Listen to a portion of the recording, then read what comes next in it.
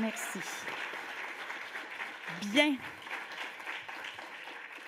Merci. Avec beaucoup de chaleur, de reconnaissance et de joie et de curiosité et d'écoute, I would like to introduce Debbie Delisle.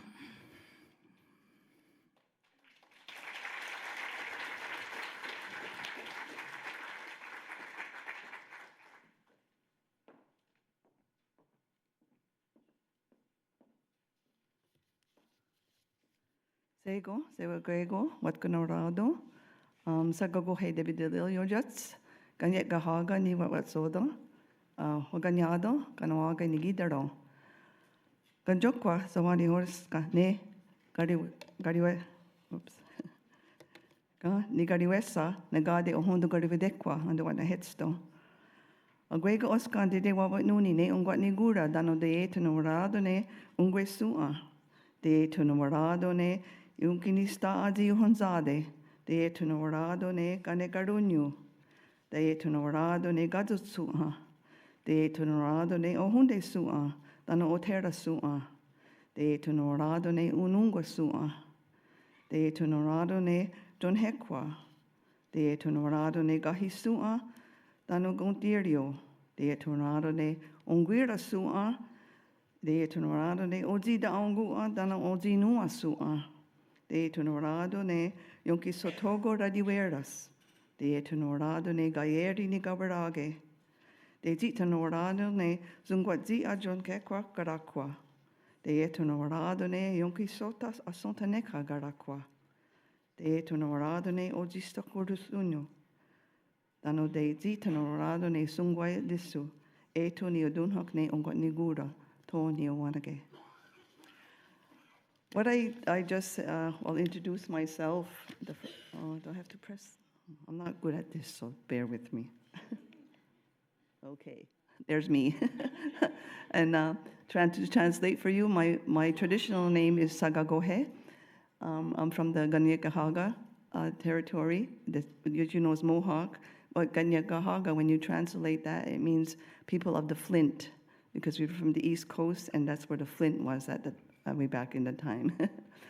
I'm from the Turtle Clan, the Turtle Clan, and I live in Ganawage. So I'm just gonna, kind of elaborate a little bit on the welcoming to our territory of the Kanienkeha, and it's of the Haudenosaunee people. And the nation is the 5 nations, and then the Tuscarora came in later, the 6 nations. And Haudenosaunee means people of the longhouse. And it's not a house like this. It represents let's say from the Atlantic to the Pacific, and the sky is the roof. Our people call Montreal the area Jogage. Jogage means where the people gathered or where they separated, because when they came together and then they went back from the different territories from all the directions, and they met at the place of the big fire. And for you that maybe not know, but the place of the big fire is where Outremont is right now. And it wasn't until 2017 that Montreal finally acknowledged that part of our history by placing the Great Tree of Peace at the center of the flag. The reason I share this with you is the importance of reflecting on our histories and making references to how we conduct ourselves in our relationships today.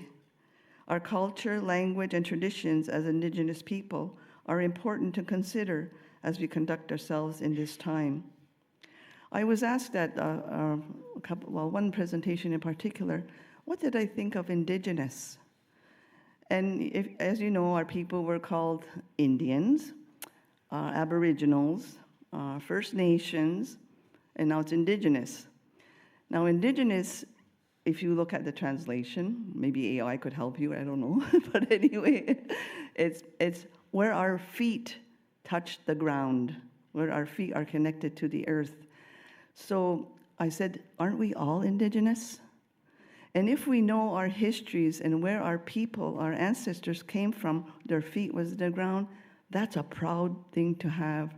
So it's very important that we know who we are, our identity, where we come from, and we share that. So can you imagine if we all looked at ourselves as Indigenous people and shared that way, would this world be a better place? Anyway, for my people, the culture, language, and traditions are our own identity and the foundation of everything we do, even how we think as we move forward. However, it wasn't always this way, as the next few slides will show you, I'll attest to. Today, I am a proud Kanienkeha woman whose path has led me to rediscover my identity, my culture, teachings, traditions, and language. It is these ways that contribute to how I relate to my relations today. Guided by the sacred teachings, all of which have particular influence on how I behave, interact, and communicate. My traditional name is Sagagohe, given to me by my grandmother. Although she brought us up to be Christian Indians, she knew, but was afraid to admit that for fear of going against the church. But I wondered about my name and what it meant. Hence, the title of your workshop, Expressing the Invisible.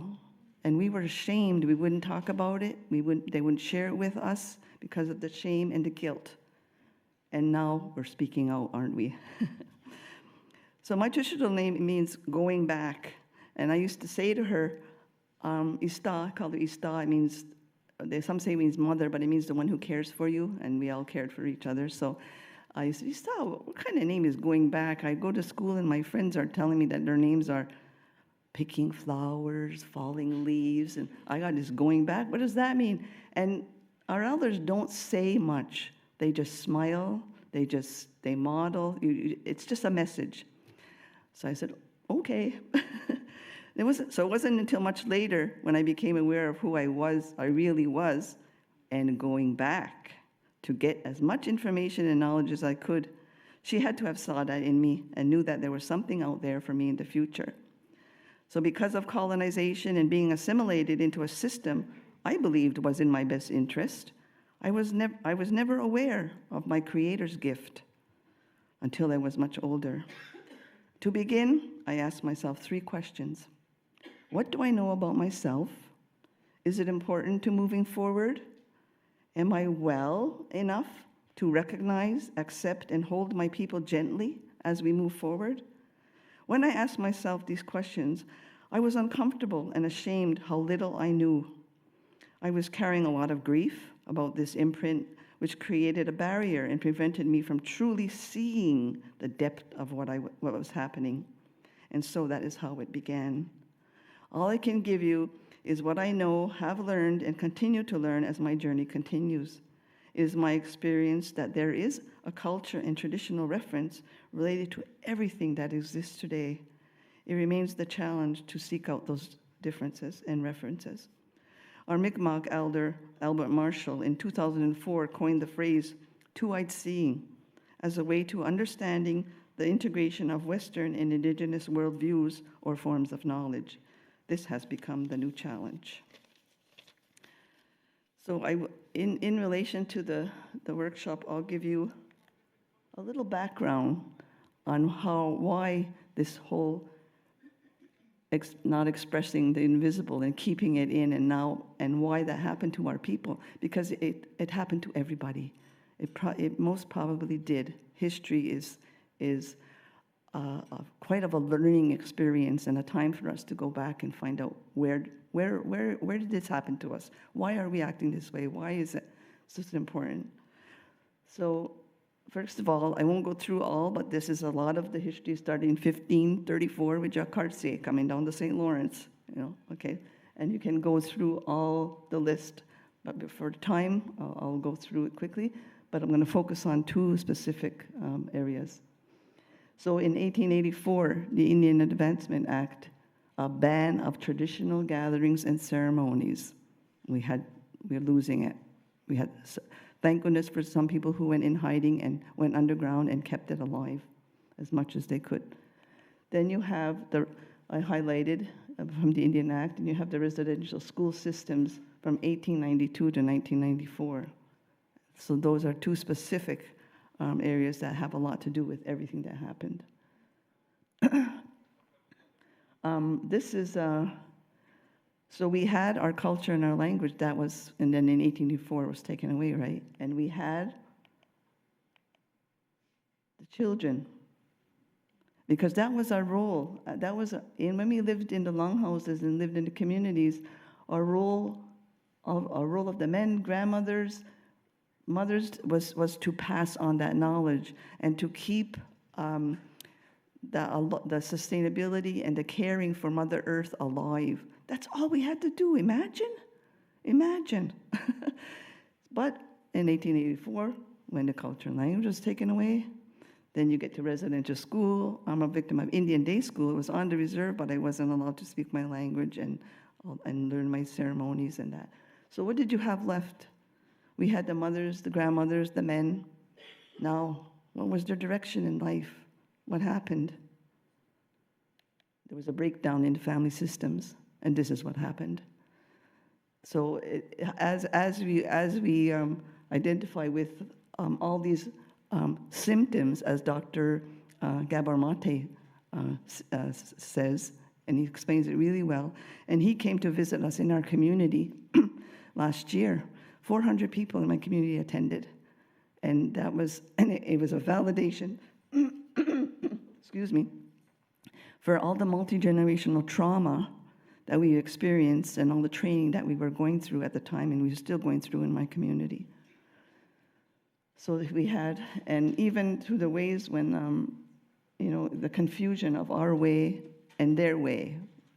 There's when you talk about the two-eyed seeing, brought up in this mainstream system, back to our relearning our ways and trying to amalgamate them together. And how do we live in these two worlds? So I won't go through, but this is his, do we have time? Oh, I'm going to skip. I'm just going to talk about what he stated.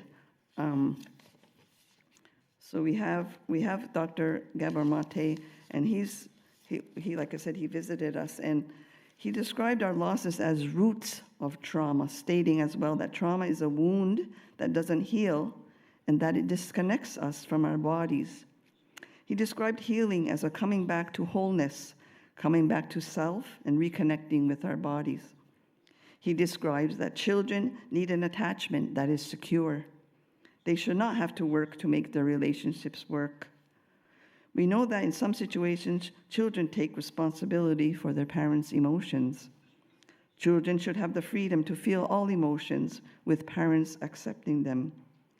We are wired for care, fear, curiosity, joy, anger, grief, and play. He stated that for Indigenous people, it is coming back to our traditional teachings and ceremonies, our stories that showed us how to work through our emotions. And if we as adults didn't experience this growing up, we still can, should, and must for the viability of our future generations. And then we have, there's a video. I'm going to leave it. It'll be here. I think she has the slides. You can always ask to see them, but you can probably go on YouTube and find them.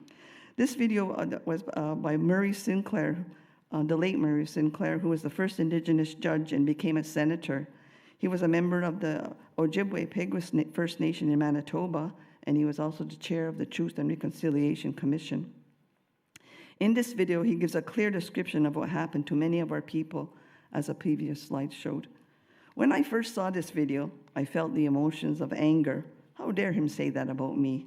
Fear, afraid to dig deep and admit that perhaps some of it is true. And shame, I asked myself if I was a bad parent. Then I wondered where all these feelings came from. It was the history of my people that became my frame of reference that the previous videos identified. In my community, in 2007, we developed our shared vision statement.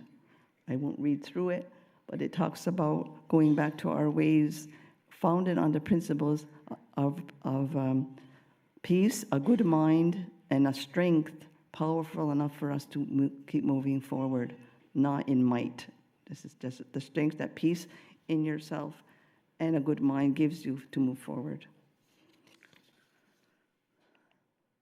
So today, our child care centers, which is where my experience comes from 30 plus years working with my children and families and community, founded on 7 mothers with 7 handicapped children. It was grassroots organization, and because they wanted their children to grow up in the community, not to need to come outside of the community to go to these special places like Summit and what's the other place? Anyway, to go in a special school, but to grow up in the community with their community, and they would know them. My niece is 42 today, and everybody knows her in the community because she went through the whole system, even though she didn't, I guess, graduate, but she did. So that was important to them. So our early childhood centers play a critical role because we have the youngest children, and so we can make a change in our societies. If we bring back our traditions and teachings, our children will have their identity. Therefore, it is critical to our survival that we work together as staff, as well as with families in the community for this recovery and revival. And so our early childhood center plays a very important role. So now culture and language in the early childhood centers are the foundation of our teaching and learning because we have the children. The challenge remains because of history, because of all this multi-generational trauma, is bringing the whole families together again, which is on a path forward, upward, and it needs to continue. To get back to when I did the Ohen Karihwatehkwen, people say you're going to do opening, Thanksgiving address. It doesn't mean, it means the words that come before all else. So it's the first thing that you do in the morning, I do in the morning, and the last thing I do before I go to sleep. And so this has become the provocation for our early childhood centers. And we give thanks and gratitude for everything that sustains us, all of creation. So, what it does, it helps us to become grounded and become of one mind. On the other side, is our respect for our relationship with all creation. And we do this through our cycle of ceremonies, or you can call a cultural calendar. In keeping with the truth that our culture and language is the foundation of our teaching and learning, these two become the basis of our curriculum and provocation for themes and activities. This process, how we do it, is a whole presentation in itself.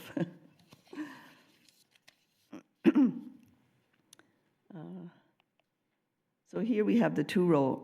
Some of you may be familiar with it, but it represents relationships in general with each other and other nations and our relationship with creation. The two-row on the right was an agreement between the Dutch and the Haudenosaunee people in 1613. It's used today to represent the shared river of life through the three principles represented by the three white rows: peace, friendship, and respect. The wampum on the left is located at Mohawk College in Hamilton, Ontario, and it could represent our relationship today. People are in each other's vessels, in a canoe, in the ship, but we still need to maintain those values of peace, friendship, and respect, and often we don't. Oh, good, okay. So the last slide here when I spoke to Isabel about coming here to do the presentation today, it just fitted right in, and I believe the universe does that to us a lot of times. This painting is a painting by my brother. Excuse me. It'll be a year in December that he passed at the age of 66. And he was a painter, but in his late 20s, early 30s, he received a message from the Creator, from the universe, on all our teachings. And that was his gift from the Creator.